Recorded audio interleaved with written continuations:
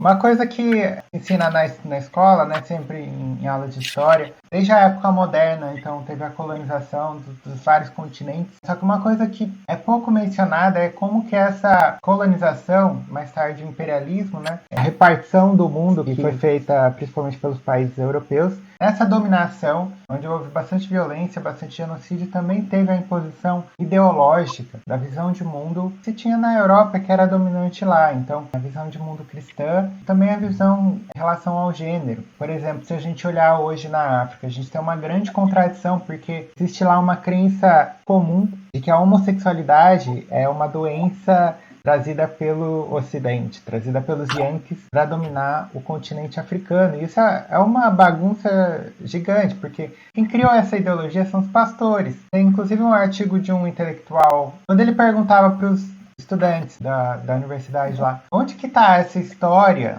a história da África, que diz que não tinha LGBT aqui? E aí eles mostram a Bíblia. Só que a Bíblia não é história africana, a gente sabe, né? Na verdade, os textos da Bíblia, no máximo, fazem parte ali de uma história de um povo que vivia no Oriente Médio, e aí essa história foi apropriada pela Europa, tanto que a figura de Jesus é um cara branco, de olhos claros, às vezes um cabelo meio claro, e não tem nada a ver com o povo que vivia na Palestina. Então a imposição da cultura europeia sobre o mundo todo causou essa confusão gigante, né? Onde hoje o senso comum que existe na África diz que homossexualidade não existia na África. As evidências antropológicas históricas contam outra história. Povos da África, eles aceitavam muito bem a diversidade. Não só homossexualidade, mas também travestilidade, transgeneridade, etc. Mesma coisa os povos nativos da América. Até hoje, vários povos indígenas da América do Norte têm uma concepção de terceiro gênero ou quarto gênero que é denominada de dois espíritos. Por que dois espíritos? Porque muitos desses povos têm a crença religiosa de que as pessoas nascem realmente com dois espíritos, um masculino e um feminino, e por isso que elas são transgêneros, então elas são especiais, seriam profetas, né? Trariam boa sorte para quem tem relação com elas, enfim. É toda uma história que existia, né, na América, na África, que foi apagada pela colonização e foi invertida, inclusive, né, eles, de uma forma bastante oportunista aí pelos pastores, né, eles impõem uma religião, essa sim veio da Europa, essa sim não é nativa nem da América nem da África, mas eles impõem e ainda colocam essa cultura, essa ideologia como se fosse nativa, né, daquele lugar. Então, essa colonização, ela impôs para o mundo inteiro a visão. Gosto de fazer essa analogia com caixinhas, né? Você tem uma caixinha azul e uma caixinha rosa, né? A caixinha dos homens e a caixinha das mulheres. E aí você quer encaixar todo mundo, 7 bilhões de pessoas, o planeta inteiro, você quer encaixar nessas duas caixinhas. E é uma loucura. A visão de gênero que se criou e que se tem e que foi imposta para o mundo inteiro não é uma visão que permite as pessoas realmente se construírem e serem quem elas são de forma livre, mas pelo contrário, na verdade, essas caixinhas elas vêm com uma série de prescrições, de normas que todas as pessoas têm que seguir. A gente tem a questão da sexualidade, por exemplo, em que todo mundo primeiro tem que ter uma sexualidade desenvolvida, mas não pode ser muito desenvolvida, tem que estar ali no meio termo, né?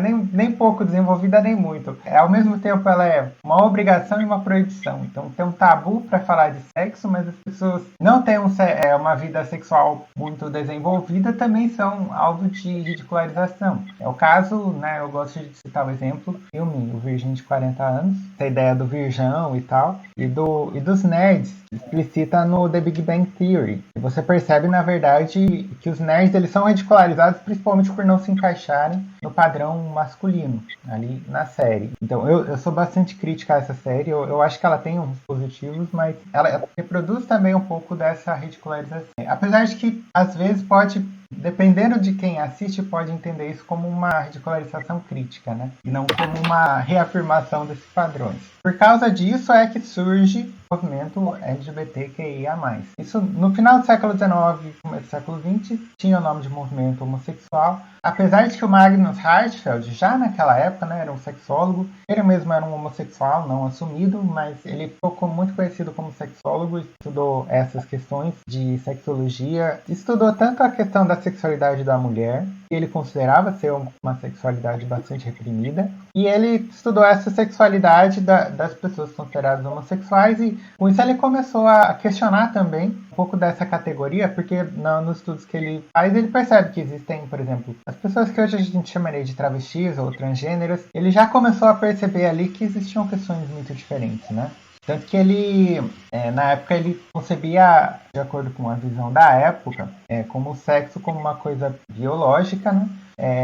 Não se existia um debate sobre gênero na época, então ele criou essa ideia de que essas pessoas, tanto homossexuais como travestis, como transgêneros, são, na verdade, sexos intermediários. É uma visão, assim, que, na verdade, ele coloca como centro, né, o problema das duas caixinhas de gênero. Você tem as duas caixinhas de gênero e você tem as pessoas que não se encaixam.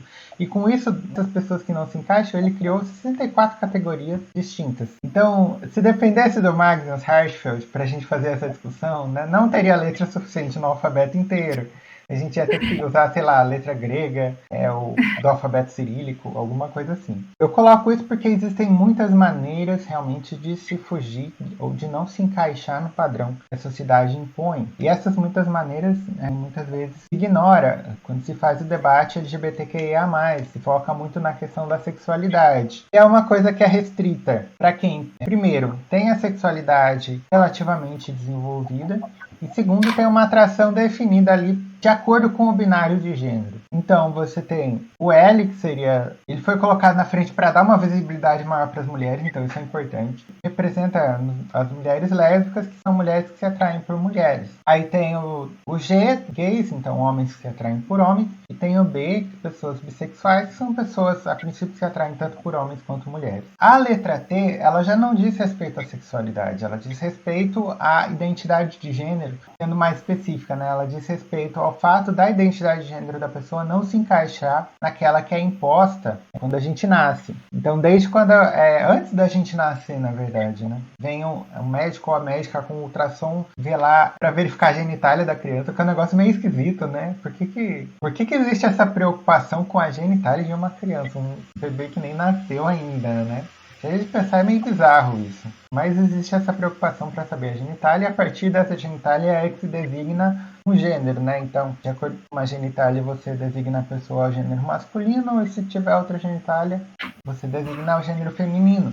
E aí tem pessoas que ao longo da vida não vão conseguir se identificar dessa forma e vão ter outra identidade de gênero. Então a gente começa primeiro com a ideia de transgeneridade num sentido mais estrito, que seria mulheres, né, pessoas que se identificam como mulheres, portanto são mulheres, mas que foram designadas como homens ao nascimento, então são mulheres transexuais ou mulheres transgêneras. E aí você tem os homens, né, ou transgêneros ou transexuais, enfim, seriam os homens, se identificam como homens, mas que foram designados como mulheres ao nascimento. E eu faço questão de enfatizar que o gênero da pessoa, como a gente classifica, tem que ser de acordo com a identidade de gênero, né? A norma que foi imposta, ela diz diferente, né? Ela coloca, pelo menos a priori, a classificação é de acordo com o seu aparelho reprodutivo. E além disso, existem outras identidades de gênero que também não se comportam ou não se encaixam perfeitamente nesse binário. Uma das identidades é a identidade travesti, é uma identidade tipicamente da América Latina. Se vocês forem, né, nos países dominantes, nos Estados Unidos, na Europa, não existe essa classificação de travesti. Na verdade, o que existe, traduzindo assim literalmente, seria o termo em inglês transvestite, ou em alemão, que era o termo usado pelo Magnus Hirschfeld, que é travestiten, ou travestita, né, enfim, no singular. E aí, só que nesses lugares esse termo não tem o mesmo sentido que tem aqui, porque é considerado uma ofensa, né? Seria um xingamento que se usa principalmente às mulheres trans e aos homens trans de renda mais baixa. Mas aqui na América Latina, esse termo ele criou um aspecto próprio, né, uma identidade própria, como uma forma, na minha visão, assim, como uma forma até de resistência e de protesto contra a mercantilização do direito à ideologia do direito à identidade de gênero. Nossa, ali eu falando ideologia de gênero, coisa horrível. Desculpa, gente. O direito à identidade de gênero. Por quê? Porque se você for nos países, principalmente nos países dominantes, foi se criando essa ideia de que quem quem é realmente transexual? É quem vai no psiquiatra, vai ter todo o acompanhamento, né, psiquiatra, psicológico, vai conseguir provar a partir, né, da sua própria subjetividade, vai conseguir provar para esses profissionais que essa pessoa é uma pessoa trans, e aí vai passar por uma cirurgia, e aí sim ela teria direito a alterar os documentos e finalmente ter reconhecido a sua identidade de gênero. E se vocês verem os dados sociais das pessoas trans, vocês percebem que aquelas que conseguem fazer cirurgia de transgenitalização, conseguem fazer a readequação corporal toda e conseguem alterar o nome no registro, elas têm condições sociais, no geral, muito melhores. Né? Elas passam por muito menos situações de constrangimento ou até de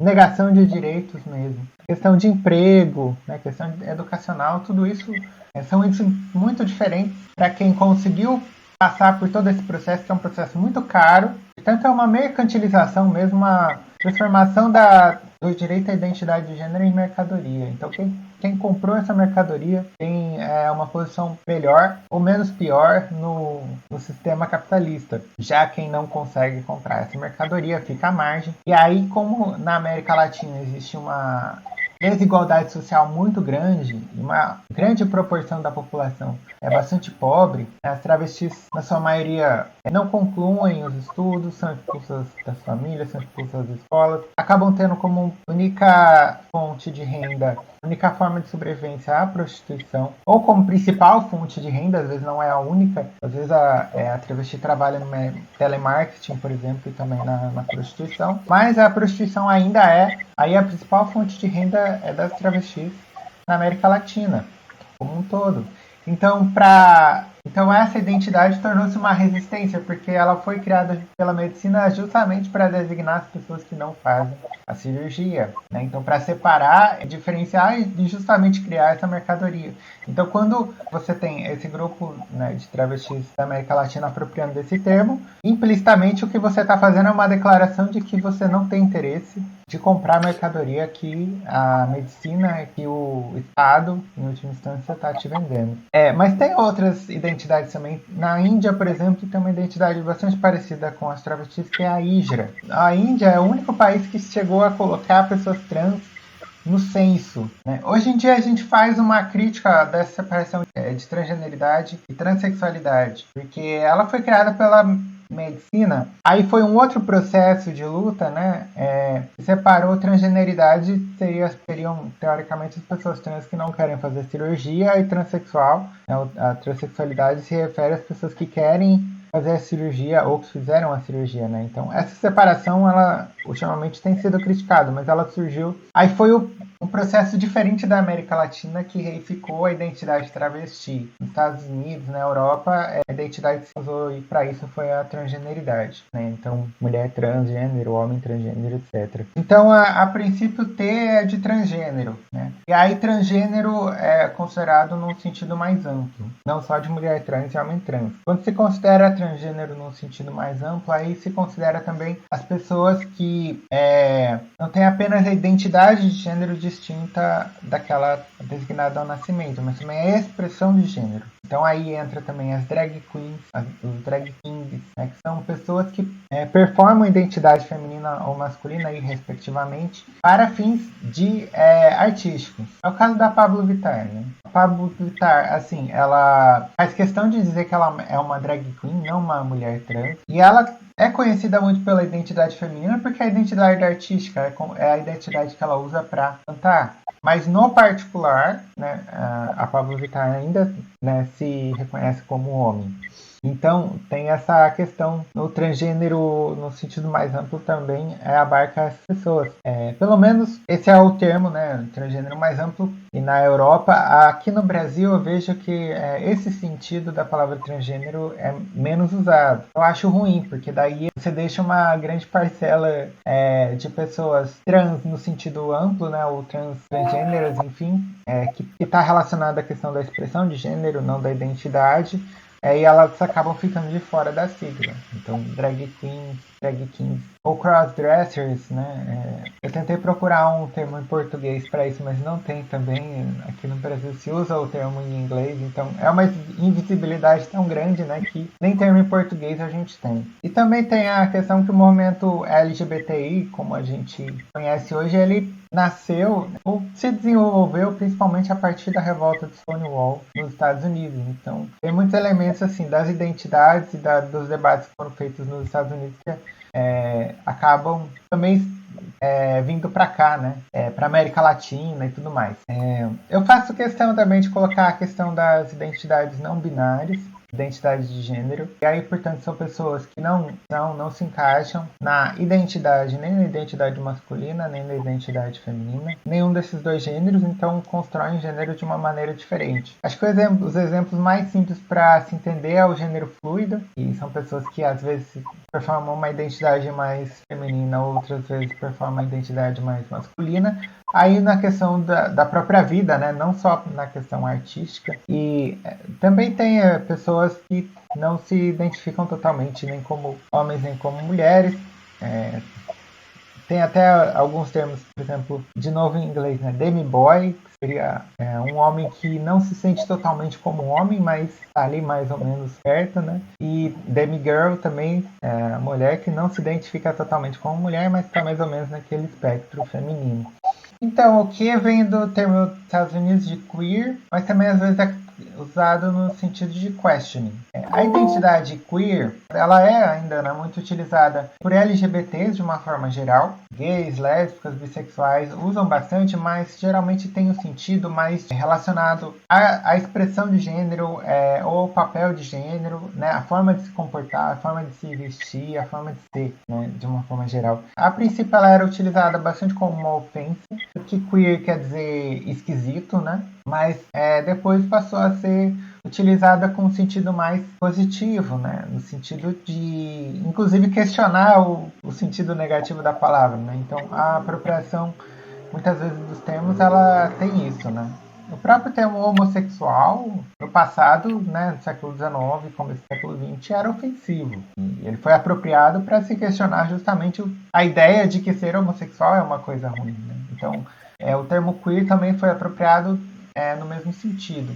E ele é utilizado principalmente porque muitas vezes você falar simplesmente gay ou lésbica, você não está muito enfatizando tipo a questão da expressão do gênero ou do jeito de ser. Você está muitas vezes confundindo aquele homem gay padrãozinho, né, ou aquela mulher lésbica que encaixa bem no padrão, que muitas vezes nem é percebida, né, pelas outras pessoas como uma pessoa LGBT, com as pessoas que já tem por exemplo, mulheres lésbicas que tem mais um jeito de sapatão, né? Ou de, que a gente fala às vezes mulher caminhoneira, ou dos homens gays que tem mais um jeito, né? Que a gente é mais feminino, enfim. E que vão sofrer muito mais violência e mais preconceito e ser ridicularizados, inclusive muitas vezes pelas pessoas LGBT ou LGIB que encaixam mais no padrão. Então o termo queer tem esse sentido principalmente de questionar a binariedade na forma de ser, né? Não na questão da identidade de gênero. A letra I já não tem relação mais com nem identidade de gênero, nem expressão de gênero, nem orientação sexual, mas em relação ao próprio aparelho reprodutivo.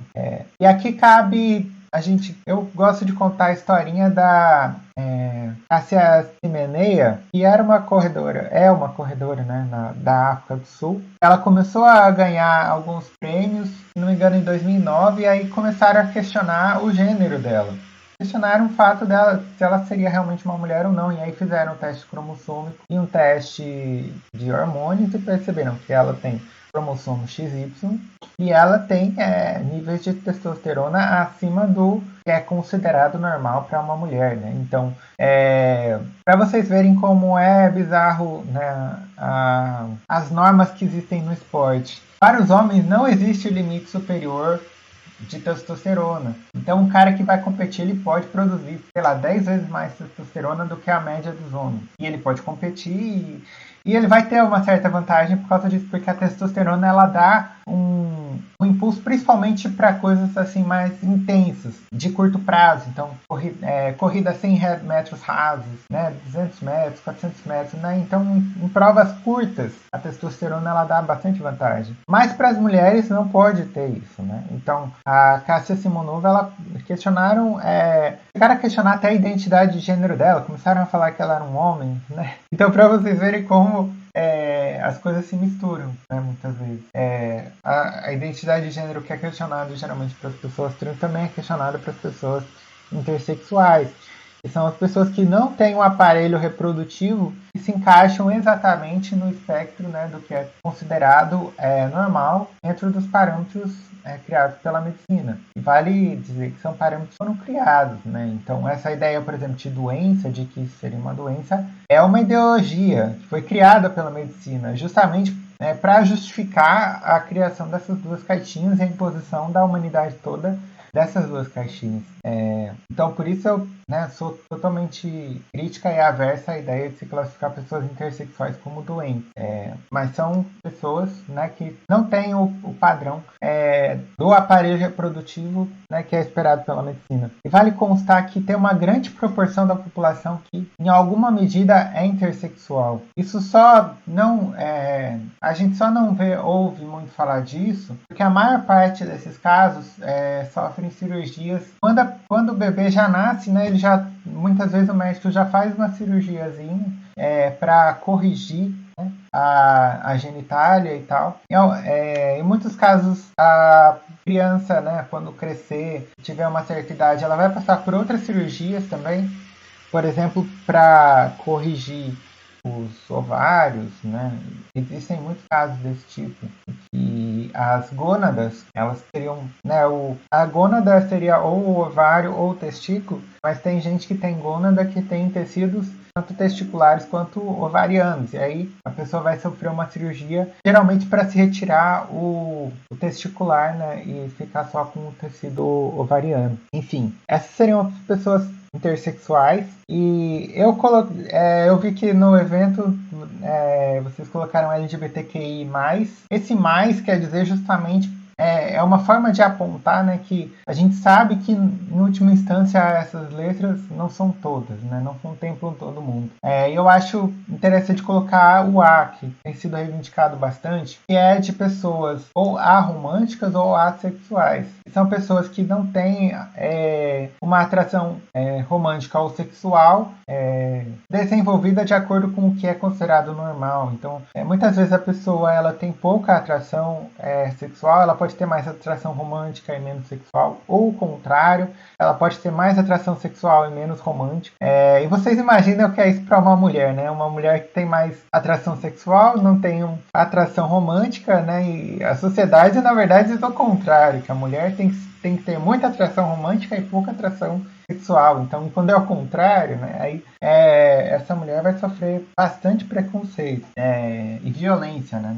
Não só preconceito no sentido passivo, né? A gente entende muitas vezes preconceito como uma coisa assim, do que não envolve violência, né? É só o que a outra pessoa pensa, isso não vai me atingir e pronto. A gente sabe que não é assim, né? Preconceito é uma coisa que se torna violento, né? Muitas vezes. Bom, então as letrinhas que eu conheço é mais essas, né? Eu não sei se tem mais letrinhas que estão reivindicando entrar na sigla. O que eu sei é que realmente os padrões de gênero que são impostos para nossa sociedade são muitos, então é difícil a gente esgotar tudo em um debate só. Comecei a estudar essas questões depois de me descobrir como trans, né? Uma questão assim, na minha vida eu nunca me questionei, eu me identificava como homem, assim, até acho que 26 anos, alguma coisa assim. Eu nunca tinha me questionado se eu vivia como homem, né? Isso não era uma questão. Mas, na verdade, eu também nunca cheguei a reivindicar isso.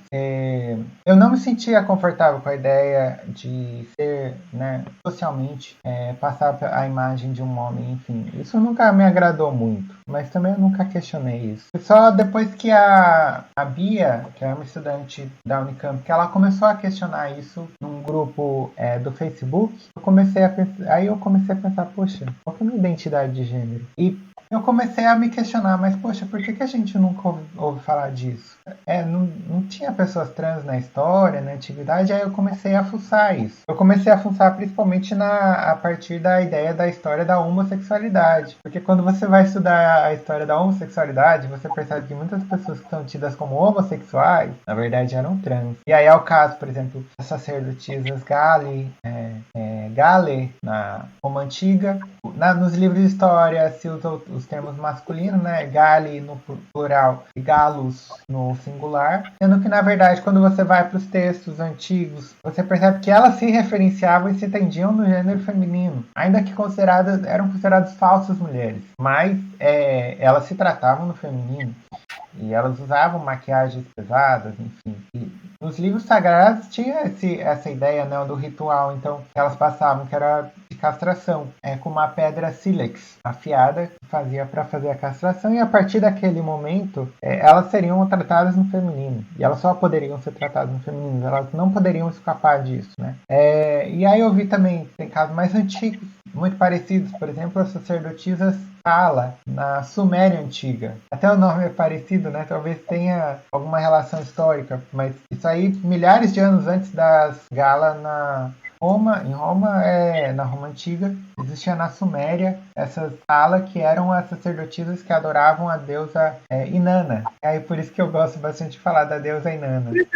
Tinha sacerdotisas cis e trans, né, que adoravam a deusa Inanna. Só que aí elas já não eram consideradas mulheres falsas, elas eram consideradas mulheres mesmo. Tanto que muitas vezes nem se diferencia nos textos antigos as mulheres cis e trans. Só alguns detalhes, né, em alguns textos que dão hoje, né, para quem analisa de fato, né, com um olhar crítico, percebe que tem alguns detalhes, alguns textos que indicam que essa escala, em parte, pelo menos uma parte delas, eram trans, né? Então, eu acho que no contexto da história antiga tem muito para se questionar e para se descobrir ainda em relação a isso, porque muitas vezes os termos antigos, né, os conceitos antigos, eles são muito mal traduzidos. Existe um perigo muito grande de anacronismo, né? Então, um termo antigo, por exemplo, Salzicron, que existia no Código Babilônico, é o primeiro texto escrito é uma lei, né, um código de leis da antiga Babilônia, e tem esse termo Salzicron, que traduzido literalmente significa filha macho, mas por muito tempo se traduziu como prostituta, sabe? Então é difícil, né, você saber. Tem muitos termos que são traduzidos como eunuco, mas quando você vai perceber, né, não é a ideia que a gente tem hoje de eunuco, né, que se aplica a esses conceitos da antiguidade. Enfim, então tem muita coisa, assim, na minha opinião, para questionar, para ser revista, principalmente em relação a história dos eunucos, assim. Eu tenho muito interesse em um dia poder fuçar essas coisas e ver o quanto, né, dessas pessoas, na verdade, eram trans, ou pelo menos se existem algumas evidências de que eram trans. Eu não tenho nenhum livro, assim, específico para estudar a temática. Na verdade, eu estudei bastante a partir de artigos na internet. Eu fui fuçando, fui procurando e tal. Um livro só sobre a questão queer que eu cheguei a ler, mas eu nem lembro o nome, assim. Mas não tem uma discussão tanto, por exemplo, histórica, essas coisas. Eu acho que tenho o livro do Magnus Hirschfeld, né? Só que aí é uma visão médica mesmo. Ele faz um grande esforço desde aquela época para dizer que homossexualidade, nem travestilidade, nada disso é doença. Ele já tinha essa visão naquela época. Ele fazia muito uma discussão disso. Nesse sentido tem o filme, que eu acho interessante. Chama Diferente dos Outros, ou Anders aus die Anderen. Não sei se tem com legenda em português, eu achei só com legenda em inglês, mas é muito interessante. É uma palestra até do Magnus Hirschfeld, onde ele vai dizer exatamente isso no filme. É o primeiro filme com temática homossexual da história da humanidade, e no filme ele fala, não, isso não é pecado, não é crime e também não é doença. É só uma maneira das pessoas de ser, né? Faz parte da existência delas. Eu acho muito bonito isso, né? E isso foi um filme de 1920, para vocês terem uma ideia. Foi uma... Vocês imaginem, né? Foi um escândalo esse filme. Tanto que na Alemanha, né, teve a Revolução Alemã em 1918, e aí teve uma liberação geral, né? Acabou a censura. Aí veio esse filme, e outros também, mas principalmente esse filme, e aí os parlamentares da Alemanha falaram, opa, vamos reinstaurar a censura, porque o negócio foi longe demais, né? Então, mas eu acho que é uma questão, é um achado histórico, assim, muito, muito importante esse, né? Apesar de que o filme inteiro ele não sobreviveu, né? É uma cena final que não sobreviveu. Algo como People of Color no Zewa. Então, muitas vezes ele é usado. Tem alguns textos que às vezes as pessoas intercambiam, né? A sigla, né? Então pessoas LGBTQIA+, e pessoas queer. Eu não sei, talvez seria uma coisa interessante. A única coisa é que aqui no Brasil o termo queer não é muito usado, muito entendido, muito conhecido. Talvez valesse a pena a gente começar uma batalha para ele ser conhecido mais, né? Fica a dúvida aí. Até, tem uma sugestão aí da história da sexualidade do Foucault. Eu nunca cheguei a ler, né? Mas eu sei que são 3 volumes, é uma edição bem intensa, né? Mas o Foucault, eu tenho uma crítica a isso, porque parece que ele parte da questão da sexualidade mesmo. E não que nem o Hirschfeld, que partiu da questão do gênero. Eu acho que é uma visão mais próxima da realidade. Eu acho que o Foucault ele caiu muito no problema que existia no movimento gay da época, que era centralizar muito a questão na orientação sexual e não nos padrões de gênero como uma forma geral. Com certeza é um trabalho assim, bastante interessante. Assim. Eu já li coisas sobre, né, essa análise de Foucault, mas nunca fui ver na fonte. Aí a gente tem uma questão histórica também. Eu acho que vale a pena resgatar um pouco da história da revolta de Stonewall e tal. Na revolta de Stonewall, tem falado bastante isso hoje em dia, e ela foi protagonizada por pessoas que estão mais à margem no movimento LGBT. Então, pessoas trans, eram pessoas negras ou latinas, ou então, né, pessoas que não se encaixam nos padrões. Então, começou com... esqueci o nome dela. É uma mulher lésbica, Butch. Ela que, inclusive, deu um pontapé inicial na revolta quando ela não queria ser presa, ela resistiu à prisão e chamou as pessoas falando, vocês não vão fazer nada. E aí que começou realmente o tumulto, aí prenderam os policiais no bar ali. As pessoas jogavam moedas nos policiais, chamando eles de porcos. E aí tem todo um contexto, porque o problema ali era a propina, né? Os policiais eles recebiam uma propina para não atacar aquela comunidade daquele bar. E aí as pessoas atirando moedas, na verdade tem esse contexto irônico, né? É isso que vocês estão querendo? Dinheiro?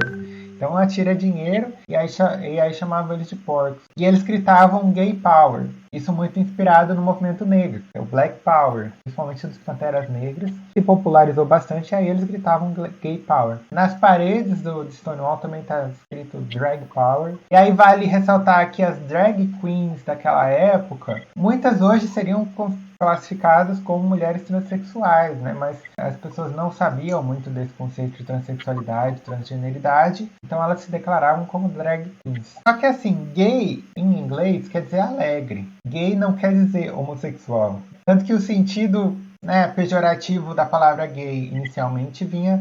seria mais ou menos como a ideia do rapaz alegre aqui no Brasil, né? Que tem um rapaz meio com trejeito feminino, o rapaz alegre. Então, mas a partir do momento, né, que se desenvolveu o movimento LGBT depois da revolta de Stonewall, os homens gays, brancos, gênero-normativos, né, que se encaixam em todos os padrões de gênero, menos na questão da sexualidade, foram os que foram ganhando mais destaque. Por quê? Por uma questão de diálogo com a mídia e com o Estado e com os políticos. Então eram as pessoas que eram consideradas mais limpas, né, mais higienizadas, né, bem naquela ideia da higienização que a gente tem hoje e que acontecia, por exemplo, na época da ditadura, que a polícia ia sair pelas ruas para prender as pessoas que não se encaixam nos padrões da sociedade. Então, eram operações para prender principalmente homossexuais, prostitutas, moradores de rua, né, que eram considerados vagabundos, enfim, bandidos, enfim, misturava tudo, né? Colocava tudo no mesmo pacote. Fomentar ainda mais o preconceito, né?